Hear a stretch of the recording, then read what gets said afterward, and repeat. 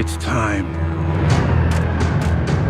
It's by far and away the most action-packed sequence we've done. It involves a much heavier visual effects component because of the giants and the mammoths and the wall. It's just one of those episodes that we've been excited for quite some time, and when we finally saw it put together, it's just exceeded expectations. In the great tradition of Game of Thrones episode 9s, it's the episode where a lot of stuff goes down. The biggest armies ever assembled, 100 of us, 100,000 of them. Very exciting stuff. It's carnage. It's just a huge production. If you give a guy a sword and say, like, just play around, it can't be better.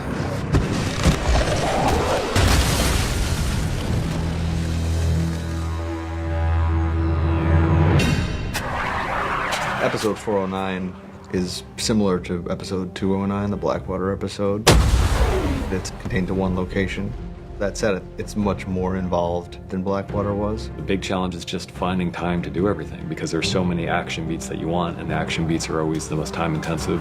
It's so logistically complicated. There's so many aspects to it, and I've not really done VFX on this level before. From a planning perspective, it was just completely epic, is the only way to describe it. The production necessitates us to actually plan it as you would plan any battle, to figure out who does what to whom when. You have to stick with a plan to be able to provide the element that the visual effect needs, and been prepping for the past 3 months.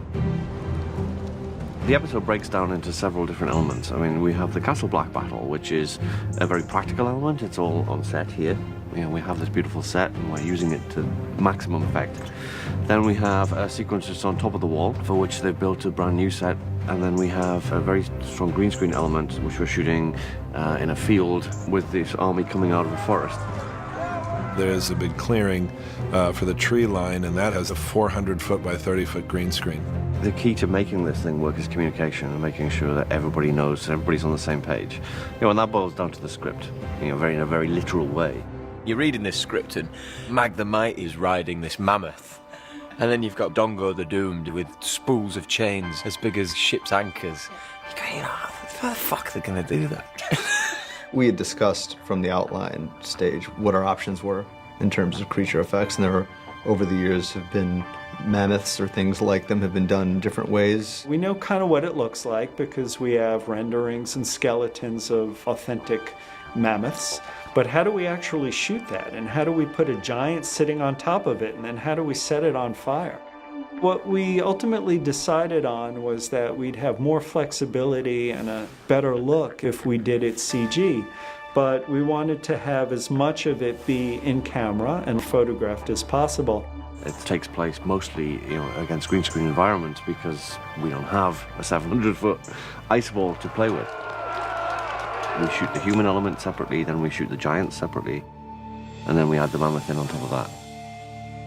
What makes it so complicated is that it's 3 different scales. That we have regular human scale, we have giant scale, which is that we have very tall actors playing the giants, but even then they're still only half scale, so we have to make them twice the size. The production cast the tallest and the second tallest guy in the UK to play the giants. And it wasn't that we needed the height necessarily, it was that the way a tall person moves is different than the way you and I move. Mag, King of the Giants, the actor is nearly 8 feet tall, but his body moved in a certain way because of that, and so he would scale up believably. And then the mammoth itself, well, that's going to be 100% CG, so that's a different scale altogether, and that needs to be incorporated as the last element. It's easily the most complicated thing I've ever shot. The first consideration when you think about shooting a big action scene involving a mammoth or anything that's not actually going to be there on the day is how do you keep extras from running through it? How do you keep a space open in a big action scene to insert the missing creature? We have this giant space frame, or as Neil calls it, the cheese wedge. We talked about putting it on a vehicle, on a turntable or something, and then I said, why don't we just make it with legs and 4 guys pick it up and carry it around. It looked absolutely ridiculous, but it was exactly the right thing. In post, the guys can see exactly where it's moving, and when they build the digital mammoth to go over that. how to get the giant riding on a mammoth. Well, we created a motion base with a buck on it that is a sort of like a mechanical bull. It was a section of mammoth with fur on it that the giant in costume sat on, and the camera is motion controlled so that when you put it all together, you've got a giant riding a mammoth and charging at the ice wall. That's how it's going to affect the characters. They've never seen anything like that. They've never seen fire like that before. It's just the scale is awe-inspiring. One of the terrific notes that Dan and David had early on was, how do you see where all the players are? And what Joe came up with was this fantastic shot that starts with the Thenns dousing their fire and cutting to a very high angle shot, traveling, looking down over the Thenns as they're leaving their camp, over the top of Castle Black, over the top of the wall, and across to reveal the wildlings coming out of the tree line and the greatest fire that ever was. As Mance Rayder says, the greatest fire the North has ever seen is raging north of the wall, so we have to add in all this burning sky and clouds and things in the background, and that's where VFX comes in incredibly handy. The greatest fire is made of a lot of elements taken from photography of real forest fires. There's some CG fire involved, but it's probably 70 or 80 layers just of practical fire. And then, the layers of smoke that tell you the scale, which is the size and the distance of the fire. So if the smoke is barely moving, you know it's really big and really far away. There hasn't been an attack on the wall of this scale in thousands of years, and you definitely want the audience to feel that. It's the biggest army in Westerosi history coming for Jon and for his friends. There were enough wildlings to get all of the medium and tight coverage, and the rest of it is why we had a 400-foot green screen. We would shoot multiple plates of the several hundred wildlings that we had, and we added the other 999,000 wildlings. The first wave are the wildlings attacking as if they're going to climb the wall. All the business in front of the gate was handled in the photography by Stuart's team. What we did was connect the wall to the practical set, drop the digital barrels from the top. There's two types of barrels. There's barrels full of stones and ice and barrels full of oil. We've done some different explosions to create those effects. We bury mortars in the ground, air mortars normally, so we can give a big blast of whatever we want up out of the ground and just create a much bigger, safer explosion. The first one we used a lot of fake ice and put some snow in there. We had lightweight materials because that was being fired by compressed air at people. This is like shrapnel going to cut through the people and they get shredded. So that is really just stunt guys taking bullet hits as it was effect, just dropping fast and hard to the ground. We're going to do fire barrels dropping. These will be CG barrels, but we will have napalm fire bursters on the ground to simulate the fire. The second ones are the fire ones, which are various types of fuel in there to create fireballs and fire debris landing around on the ground. Some Romanian stunt guys flew in just to be engulfed in flames, and they were awesome.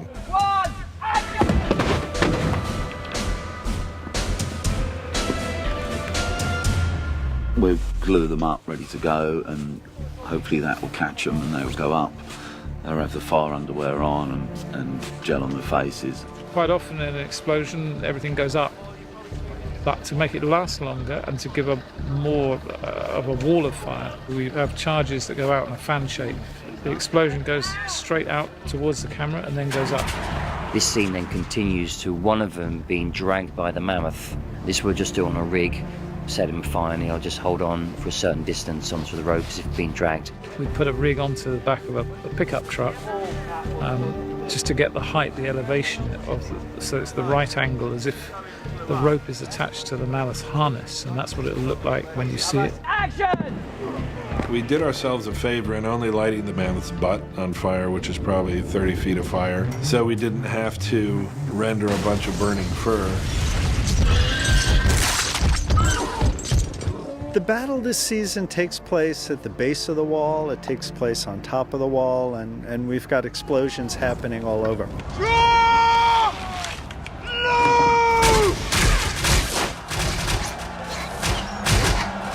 So far in all the episodes, the top of the wall has only been hinted at as a few trenches and this, that and the other. So this time round we need something a lot more elaborate, and we've built this massive set down at the Paint Hall in Belfast. We've done sections at the top of the wall before, but it's only ever been a much smaller scale, and I think this is a set they wanted to build for season 1, and now we're on season 4, and it's a very important sequence. They just went out, spent the money and built it. It's a huge set built, raised above the ground. It's got a network of tunnels, like the top of the wall, as someone has imagined would have. What we have is a fantastic sort of series of ice trenches, basically, where the battle is fought. You can lose yourself up there. The set is so big that, you know, you actually, you can get lost in it.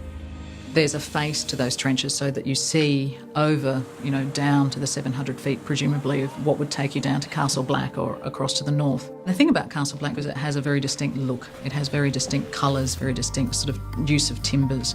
And so we add the type of timbers that are typical to Castle Black that will hopefully, you know, convince everybody that these timbers were hoisted up there by the Night's Watch. We've made some sort of barrel ramps. We've obviously got pitch barrels and pitch pots. We've got braziers and flambeaux up there because when they get the arrows, they've got to put them into the fire and fire them. We've got a fantastic horn. We're going to snow it up and ice it up and weather it like it's been up there for a long time. It's probably maybe 4 or 5 feet, kind of height-wise and lengthwise, so it's quite a substantial horn. I don't know if anybody's tried blowing it yet, so I don't know what it'll sound like.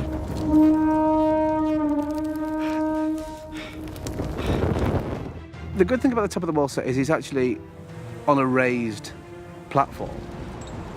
I imagine so they can get a lot of low-angled shots. So to be up there, away from the rest of the crew on the floor, you do feel like you're engaged in something up there completely separate from everything that's going on around you. And you need a decent head for heights while you're up there because it's actually quite a high set. So you don't feel very secure because you're having to act literally on precipices like that. They've got a green screen underneath, and you look down the edge of the wall and you've got these dots of snow that have come from the snow machines. And actually, when you think about it, those dots are probably the size of people, and you get a bit of a vertigo feeling, and you look at it and you go, wow, you know, it's not difficult to imagine. The top of the wall is a real united effort for special effects, visual effects, art department, camera, etc. Visual effects is merely extending the set, so with views where we see either direction along the length of it, obviously we're extending it. We're in a studio, we're in a stage, a massive set. We've got barrels rolling off the top of the wall on fire. We drop rolled barrels off a system there, and one of them gets stuck at the end. So one of the stunt guys, as the Night Watch, will go out as if he's trying to prod the barrel off, and this will explode up in his face. Next, we're going to have a couple of Night Watch that are just eased out on ropes so they can fire their arrows straight down. We have these archers who, in order to fire vertically down the wall, they are lowered over the edge on kind of bungees. They're belayed from behind by another Night Watch guy, and one of these Night Watch guys will get hit by one of the explosions, let go of the rope, and the other guy will just fall to his death below. And then that would be continued probably on a green screen element of him falling 700 feet. When you start researching medieval fighting and the things that people have created, there's a lot of horrible genius involved. There's a sequence involving the scythe, which is this crazy weapon that Dan and David came up with. We dug our heels in on that one, cut some corners elsewhere to be able to afford it. There's a huge chain with a blade on it that swings down and literally decimates these guys on the wall. It's just big and heavy and ice covered, and it doesn't get released very often, and it makes mincemeat of anybody it hits. We will do a climbing section and reactions, and then this will be replaced with blood bursts, and this comped together with visual effects will take them off.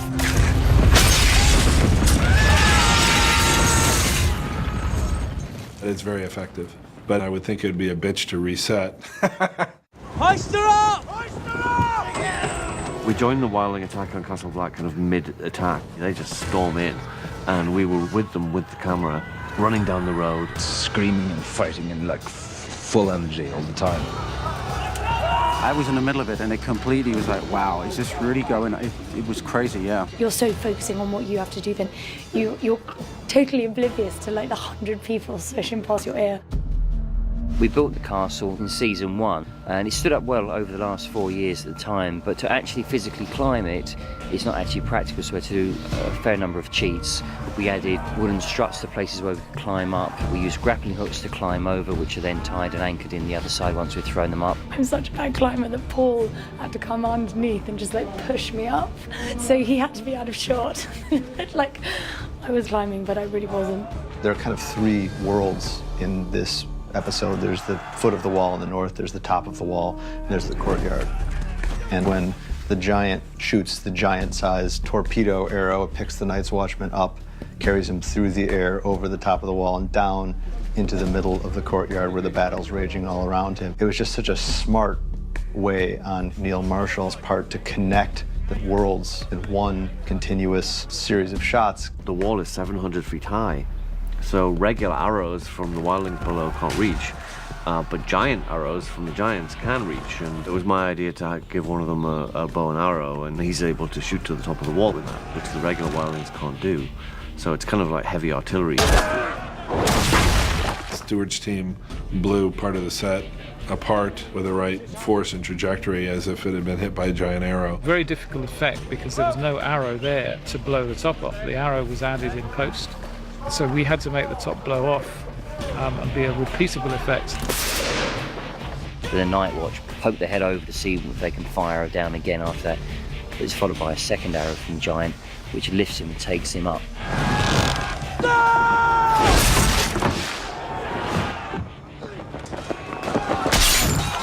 For this, we will be using a jerk rig. For the guy landing with Thongo's arrow in him, we built a rig which had the arrow that was going through him into the ground was steel. This is a special effects rig which they developed. It's just a hydraulic rig on a plate. We have an air ram, basically, buried in the ground 2 foot in solid rock, which wasn't easy. We have our stunt performer. He lays on that. We dress the costume around him, and we just have to make sure that his action feels real and believable.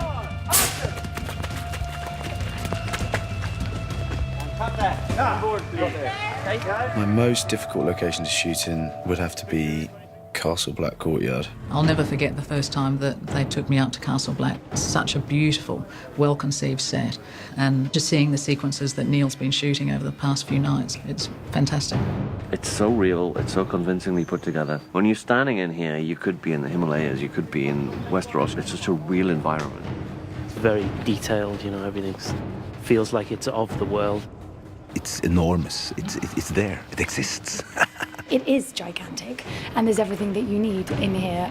I mean, you could live here. I mean, the rain doesn't come through. It's brilliant. There's no leaks. The gates work, everything, the walls. It's just, there are even rooms back there. Even the lift, the elevator, is a fully working elevator. In season 1, me and John Bradley got stuck in that lift, so it doesn't always work.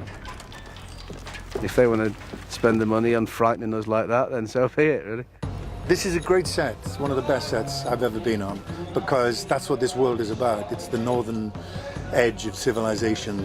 It's rough, it's grim, and when it rains up here, it gets grim. Based on my past experience, you come to Game of Thrones, you come here to Magramorn, you have to expect the worst. You know, we filmed for nearly 3 weeks of solid rain on Blackwater, and what happened this time was we kind of got 3 weeks worth of rain on Monday night, and the whole set flooded while we were filming in it.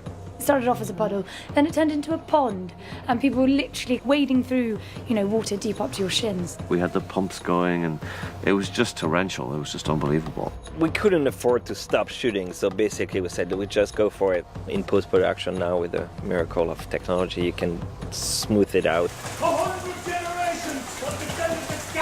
Painting out rain is a really tricky thing. Adding rain, not so bad. Adding snow, not so bad. Removing rain, tough. She will not fall tonight! I'm soaked through from head to toe, but I've never had so much fun getting completely wet and dirty. I mean, it is for real, this weather, but it's great for the show, and, there's a real camaraderie. We're all in the same situation, everybody. You're always getting wet, and it's not like you're sitting in a comfortable trailer. We don't have caravans just off set here and the actors lounging around. Once we come up in the trucks into the quarry, we're stuck up here under these medieval buildings, and there's no real restroom. The extras, they get stuck in just as anybody else does. The Northern Irish local lads, not very precious at all, and they're always up for a laugh. and they facilitate the scene fantastically. They get a lot more responsibility than extras on some shows because they're doing a lot of action beats and they're on camera quite a bit, not just, you know, in the deep background, but right there in the front. I think there's about 40 or 50 of them today, and there's 20 stunt guys training them. So for the last couple of weeks, they've taken them from being enthusiastic but with no idea how to handle a sword into somebody who can use a sword. And the credibility of the scene just goes way up. Once you call action, it really feels like, you know, as close as you can be to a real medieval battle. So.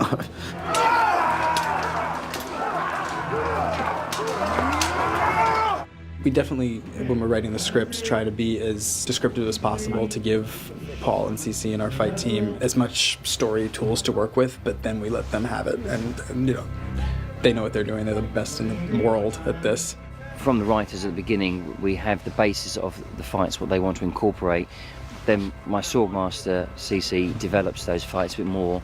The stunt guys have put something together, I'll go around and have a little look at it and maybe change it. Too many kicks or too many spins or whatever. I don't like too many spins. Not for this show anyway, it's the realism. When we shoot the big wide shots of everyone fighting together in the courtyard, it blows you away. It's difficult to understand how everyone keeps track of what everyone is doing. With the main fights, we had 2 weeks to do that, on and off when we could get hold of Kit, Jon Snow, Sir Alistair, Owen, Tormund, Christoph, he come in as well. We have been rehearsing a lot in the stunt tent many days. CC is a joy. His managerial skills are pretty good too. When you've got 60 people running around with swords, yeah, you need somebody who's in control.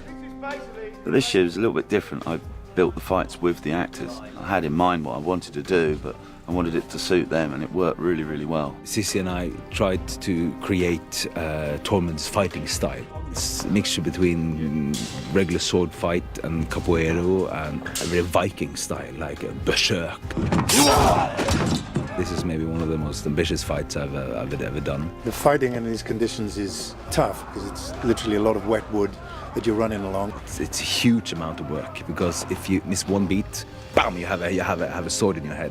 Christopher's very light on his feet for a big guy, and we put the roll in as well, which was nice. He's almost like a ballet dancer when you actually see behind the scenes what he can do. He's an enthusiastic guy, and he's a Viking, basically. He's jumping in the air and throwing it around, and we got to start taking it a little easier. It was Owen's idea to hold on to the post to swing round, just to add a little bit of life to it there. The fight moves are always amazing, they're always executed incredibly, but they never lose sight of the story, and they never lose sight of what the scene dramatically is trying to achieve. We've set up Thorn as he's a bit of a son of a bitch. He's made these guys' lives hell, but now their backs against the wall, they're being invaded. It's to the death, and it's very much his moment, yeah. With me! What we liked about the character was the idea that you can be a really horrible person in some respects, but also maybe very brave. Owen's performance of Thorn really makes you feel viscerally what Thorn is made of. He steams into this battle, and then he singles out Tormund, and they engage in this like absolutely ferocious sword fight. Well, the fight is two bad guys meeting each other, and it's going to be interesting to see who they will sympathize with. There's one shot midway through the episode, which is a 360. The camera goes all the way around, and you see about 5 different action beats, and they all had to be timed out perfectly. I knew I had to do a big action sequence in here, and I had so many ideas of what to do. It is a 360-degree set. There is no gaps. There's nothing to suggest it's not real. So I thought, well, let's do something that encompasses that somehow. It's such a wonderful tying together of every person who's in that space who means something to us. There's a certain point in the plot that will lead it from Jon Snow, take in Ygritte on the wall, take in Tormund, take in Styr, and come around to Samwell and actually, tell a story in the shot as well. It's always quite nerve-wracking to do a shot that is so complicated and takes in so many actors and so many stunts, because if you get it wrong, everybody has to do it again. Cece Smith, who designed that fight and designed every bit of it, had it down to a T. There was a lot to do there. We spent the morning rehearsing that, and we did a few changes on the night. But the guys on the crane were amazing. For me, the biggest challenge is to do something that's gonna stay, that is gonna be strong enough, that it's not gonna be cut out. So the way we did it is like make it fast. My biggest concern was whether the camera was going to hit anybody, because the speed that it had to travel, it's a very heavy object on the end of a crane, and if somebody gets in its way, they're going to get hurt. It takes a bit of rehearsals to make everything work because there's a lot of things going on. My first AD, Mark, he just called out a series of numbers. Each segment of the shot had a number, and each number, when you call out the number, that's their cue to do what they're going to do. Usually Mark Taylor, the AD, is calling out numbers. He's saying 1, 2, 3, 4, and he must have made it to 19 with this shot because there were that many individual action cues to take you around the circle. You have to start the process of people fighting. The people behind are not fighting, otherwise they'll be exhausted by the time the camera gets to them and the fighting to die down. When you know that the cameras swish past you, you can then look at everything else happening because you know that you're no longer kind of being watched. And it was just brilliant seeing everyone start up at the right time, and it's like, right, now it's you, now it's you, now it's you, and it was real teamwork. Every department was absolutely on their game, and it gives you just such pride to pull off something like that when everybody's so on it.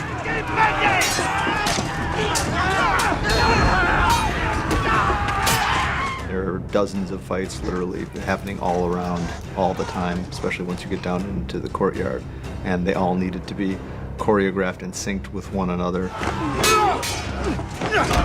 But obviously Kit's the centerpiece of the episode.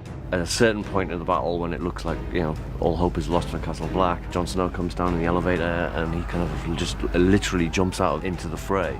Neil is one of the most efficient directors I've ever worked with. He knows what he wants and he gets it. And he puts a lot of trust into you as an actor to turn up to a scene and know what you're doing. It's very rare to find somebody who is both has the acting chops that Kit has and is a real action hero. I mean that in the best way, like he's the complete package. He's like Errol Flynn or something. He's so graceful and balletic. When you're watching it, you just admire how elegant somebody can be on their feet whilst hacking somebody to pieces. Kit takes to it like a duck to water. He's absolutely superb in his fighting style and being able to remember all the moves. Kit and Yuri worked so well together, and it's the first time Yuri's really done something like that huge axe. He's a big man with a big axe. I never fight with a huge axe, and I'm a tall guy, and it's pretty hard for me, to use all my long arms and legs. It was just working every day. That fight is a double-edged axe versus Jon Snow's long claw, and it's sort of a more powerful man versus maybe a quicker man. So it's quite an interesting fight to choreograph. By the end, you see the more powerful man start winning. He's got a weapon which can easily disarm a sword. It's built for that, and Jon Snow gets disarmed. Poor old Jon, he's getting his face smashed in and he gets thrown through this fire.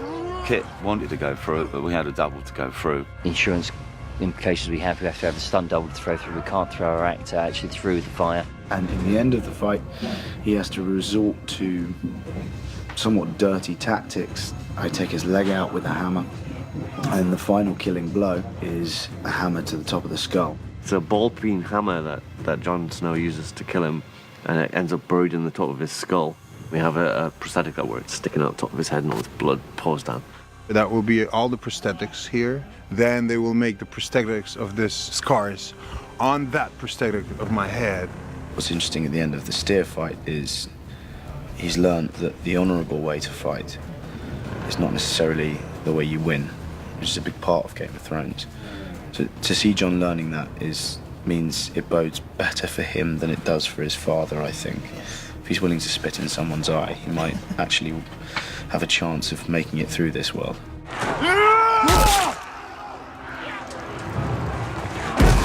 This battle is one that we've been planning for a long time, and we have these actors that we love. Joseph Alton as Pip and Mark Stanley as Gren, and while neither of the characters die in the books, it felt like we had to have some casualties amongst the people that we really care about here. We knew we were going to lose Ygritte and some of the wildlings, but we really needed to lose some people on the Night's Watch side that we had grown to care about over the last few seasons. This episode is a regular slaughterhouse. We're killing off a few favourites. When I read the episodes, I got to episode 9, so you're reading it through and you're turning every page going, do I make it? Who makes it? And you're thinking, they're gonna bump some people off, and then they kill Pip, and you're like, oh no, man. As an actor, my favourite part of the episode was obviously the death scene, because I got to do a lot more in it. Joseph really nailed it from the first take, and trying to shoot something in a very raw way of not controlling it too much. It's just standing back and just letting these two characters who've spent the past 3 seasons together sort it out amongst themselves, that one of them is dying and the other one is helpless. 2 or 3 times we kind of rehearsed it, and then we just kind of went for it. He really made it quite easy for me to feel that slipping away. When actors deliver performances that good, it becomes painful to watch. People talk about the violence in this show, but we treat it very maturely. We don't trivialise anything. And the violence in that particular scene will be very, very shocking. You get to see the physical toll that an arrow through the throat really takes on somebody. They bleed to death in agony. Great scene to do, dying scene. Played a great part. A tricky part, lining an arrow up with your entry and exit, never easy to do. Our part in it's really pumping blood. Our hose was up through the leg and then up through the costume and then into the prosthetics.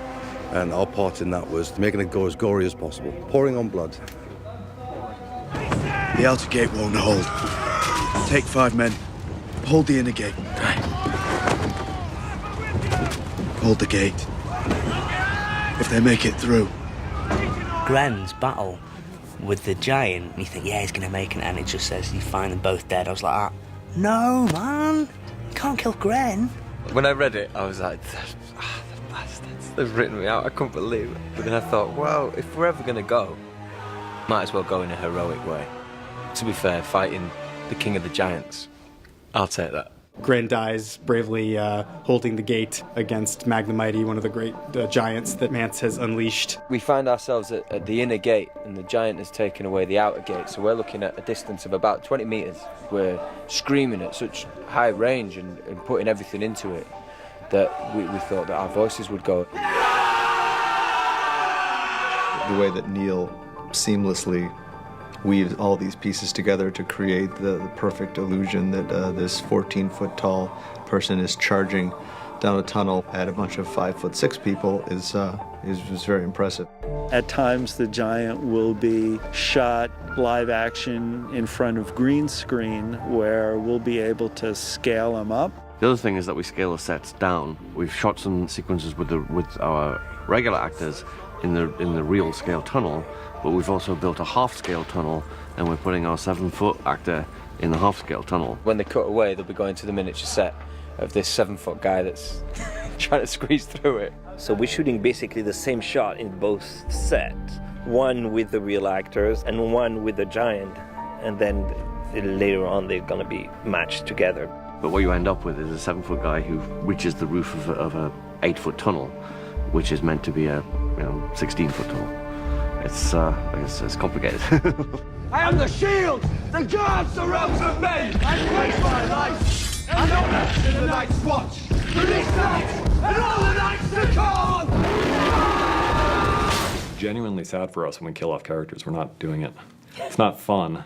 Except in the rare occasions, but for the most part, it's actually really depressing. Obviously, we have a major moment in this episode with the loss of Ygritte. She's been talking all season that she wants to kill Jon Snow, and how dare he abandon me in the way that he did, how dare he abuse the trust in the way that he did. But of course, when she sees him, she can't control the feelings of love that she has for Jon Snow, and that's a real fight within her. As much as she feels betrayed by Jon, and as much fury as she feels, there's also real love there. She has to love him a lot to be as angry at him as she is.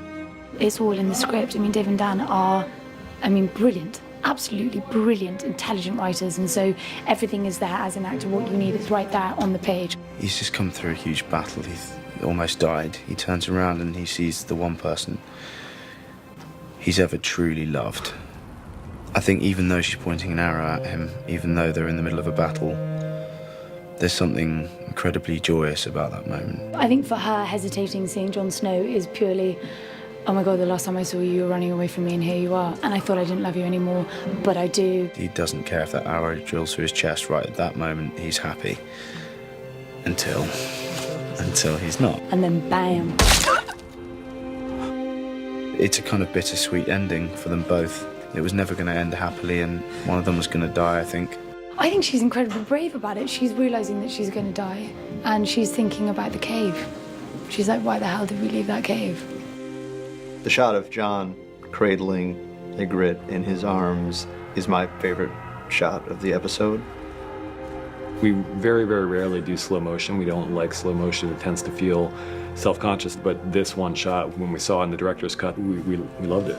What Neil and David Franco did with this shot, where it just completely brings you into John's consciousness, and you're experiencing this moment as he's experiencing it. It's beautiful and heartbreaking. For John, it was incredibly sad, and Rose Leslie won't be in Thrones anymore, and it's sort of, you kind of got that kind of baggage along with it as well. I think the idea that Ygritte is gone from the world is almost as difficult for John as the idea that Rose Leslie is no longer on the show is difficult for us. When you've worked with these people for so long and so closely, and then you know that this inevitable death is coming, it's very hard, actually. We've all grown together and acted in some great scenes together. I couldn't have asked for any more than that.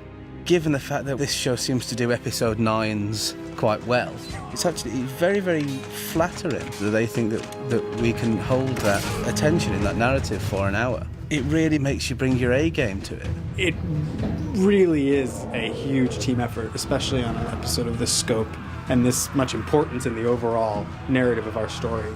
And it's been an absolute joy to work on. From the moment we saw Neil's first director's cut, we knew he had done a fabulous job. I mean, that's not always the case with things that are very effects-driven. Sometimes you don't know exactly what you've got until the shots start to come in, and it's been a joy watching the shots come in. But the bones were so solid from the beginning that we always knew that this one was going to be pretty intense. We've seen a lot of battles. We haven't seen too many battles with giants and woolly mammoths pulling gates off.